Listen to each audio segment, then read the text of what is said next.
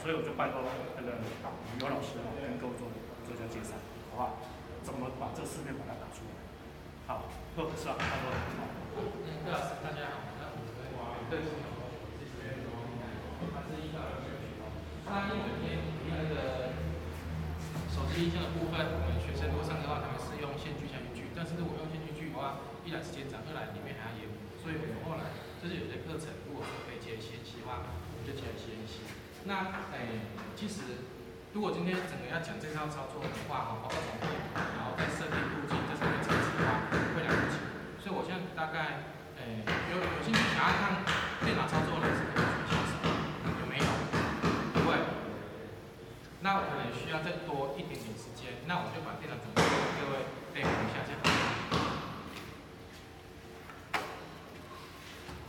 那现在各位看到这套其实已经是一套那个，就是它是其实是已经我都已经把它写好。那如果说从开始做的话，我开始让各位看一下。那我只秀一个地方，让各位知道这套它是一个操作，这是先操作软体。那一般讲，我们现在会就是把图绘出来。那因为我们学校有上那个Adobe的课程，所以我是用 AI 去绘，那它能够抓的其实不只是在这里。好，那我把它随意，我把它随意啊。各位可以看到，这四片就是刚做出来这四片的部分。那CNC 的加工有很多种方法，那我这是最简单的加工方式。那因为它牵扯总共有6大类，那因为我对它全部讲的话，时间一定不够，所以我今天只有讲第一大，就是说我们图形画出来之后，比如说以这块图来讲的话，我怎么样设定说它这个是洗穿的，它这个不洗穿，这是做设定。那各位可以看到，其实我4块图都已经画好。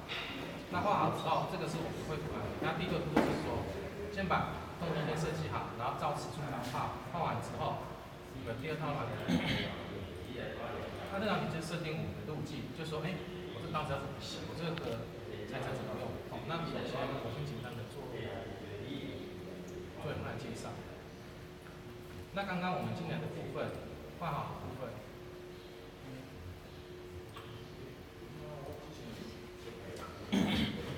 我们画好的部分这里，它可以把它展现进来。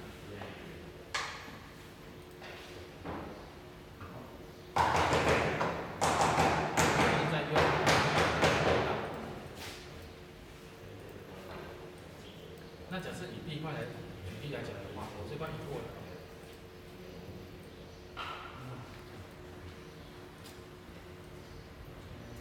移到这边来。那你这块来讲的话，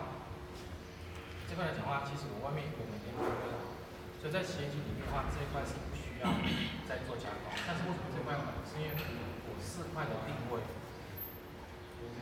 如果我把这块拿掉的话，它4块定位不到那个中心点，所以我把这块放在旁边之后，这样的话我的中心点就会放在这边。那我每块移过来的时候，它就不会乱。如果说